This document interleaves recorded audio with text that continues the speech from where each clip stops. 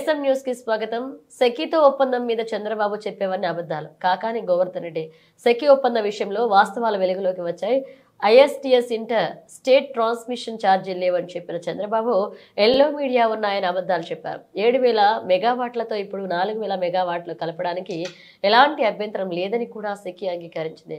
సెకీతో ఒప్పందం మీద చంద్రబాబు చెప్పేవన్నీ అబద్ధాలని ఏపీఆర్సీ స్పష్టమైంది. కేవలం జగన్ మీద బురద చల్లడానికి కట్టుకథలని ప్రచారం చేస్తున్నారన్నారు. As per the MOP's orders, ISTS అంటే ఇంటర్ స్టేట్ ట్రాన్స్మిషన్. దానికి సంబంధించి గతంలో చెప్పాం మేము. చెప్తే పత్రికలు కానీ చంద్రబాబు నాయుడు గారు కానీ ఏమీ లేదు, ₹2.49 అవన్నీ అదనంగా పడతాయని చెప్పి పదే పదే ఆయన మాట్లాడడం జరిగింది. దాంతోపాటు స్పష్టంగా నీట్గా రాశాడు.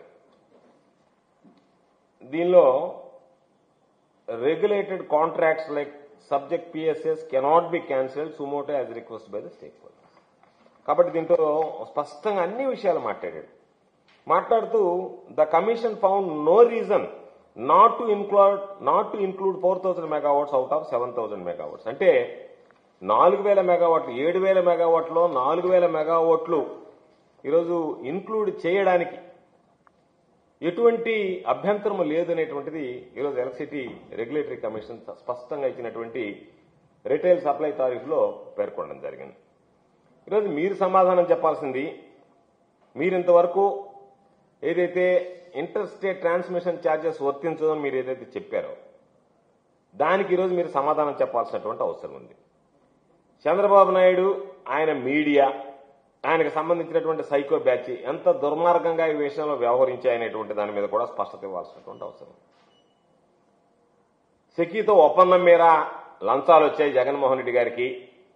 దాని ద్వారా అమెరికాలో ఒక కేసు బుక్ అయింది, ఇండియాలో కూడా కేసు బుక్ అవుతుంది, ఆంధ్రాలో కూడా కేసు బుక్ అవుతుందని చెప్పి రకరకాలైనటువంటి వార్తలు రోజు పత్రికల్లో వచ్చాయి, రోజు టీవీలో చూపించారు.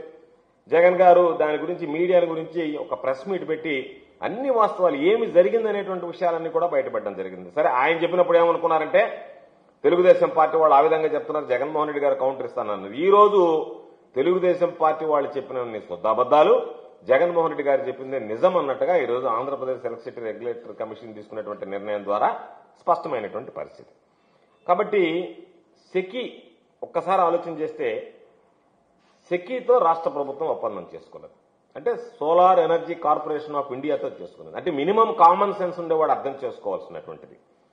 ఇది ఒక రాష్ట్ర ప్రభుత్వం కేంద్ర ప్రభుత్వానికి సంబంధించినటువంటి సంస్థల మధ్య కుదిరినటువంటి ఒప్పందం, మధ్య దళారులో వ్యక్తుల మధ్య కుదిరినటువంటి ఒప్పందం కాదు. వాళ్ళకి ఎవరిస్తారు అనేదానికన్నా వాళ్ళు ఎవరి ద్వారా ప్రొక్యూర్ చేసుకుని మనకి ఇవ్వాలనేటువంటి ఆలోచన చేస్తున్నారనేటువంటిది solar energy corporation of India ఈరోజు కేంద్ర ప్రభుత్వ సంస్థ రాష్ట్ర ప్రభుత్వంతో కుదుర్చుకున్నటువంటి ఒప్పందం. దాంట్లో ఎవరు దళారీలు లేరు, థర్డ్ పార్టీ లేరు. ఎప్పుడైతే దళారీలు ఉండరో, థర్డ్ పార్టీలు ఉండదో అక్కడ అవినీతికి కూడా ఆస్కారం ఉండదు.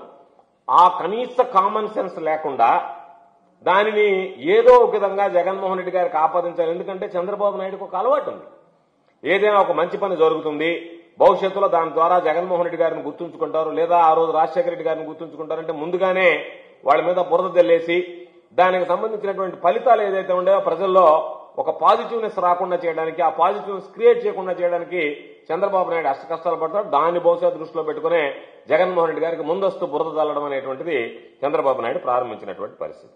కాబట్టి చరిత్రలో ఇది నిజంగా చరిత్రలో ఆంధ్ర రాష్ట్ర చరిత్రలో ఎన్నడూ లేనటువంటి విధంగా అతి తక్కువ ధరకు ₹2.49 ఒప్పందం చేసుకుంటే జగన్మోహన్ రెడ్డి గారు చేసినటువంటి ప్రయత్నాన్ని అభినందించాల్సినటువంటి పత్రికలు కానీ అభినందించాల్సినటువంటి తర్వాత వచ్చినటువంటి ప్రభుత్వం ఏదైనా కావచ్చు, వాస్తవాలుగా మాట్లాడాలి, నిజాలుగా మాట్లాడాలి.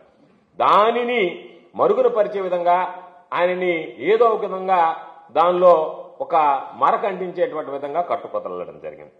ఒకసారి చూస్తే దాదాపుగా దీని ద్వారా ప్రభుత్వానికి ఏటా ₹4,400 కోట్ల ఈ రోజు ఉన్నటువంటి దాని ప్రకారం ఆదా అవుతుంది. అంటే దాదాపుగా 25 సంవత్సరాల్లో కుదుర్చుకున్నటువంటి ఒప్పందం ద్వారా జగన్మోహన్ రెడ్డి గారు తీసుకున్నటువంటి నిర్ణయం ద్వారా ₹1,10,000 కోట్ల రాబోయేటువంటి రోజుల్లో రాష్ట్రానికి ఆదాయం వచ్చేటువంటి పరిస్థితి. రాష్ట్రానికి సంపద సృష్టించడం అంటే ఒక ముఖ్యమంత్రిగా ఆ రోజు తీసుకున్నటువంటి నిర్ణయాల వల్ల సంపద సృష్టించాడు తప్ప జగన్మోహన్ రెడ్డి గారు చంద్రబాబు నాయుడు లాగా నేను సంపద సృష్టిస్తాను, వస్తే పంచి పెడతానని చెప్పి రకరకాలైనటువంటి మాటలు మాట్లాడి ఆ సంపద సృష్టించినటువంటి వ్యక్తుల మీద దాడి చేసేటువంటి దాన్ని మానుకుంటే మంచిదని చెప్పి ఈ సందర్భంగా హితవు చెప్తున్నాం. చంద్రబాబు సమయంలో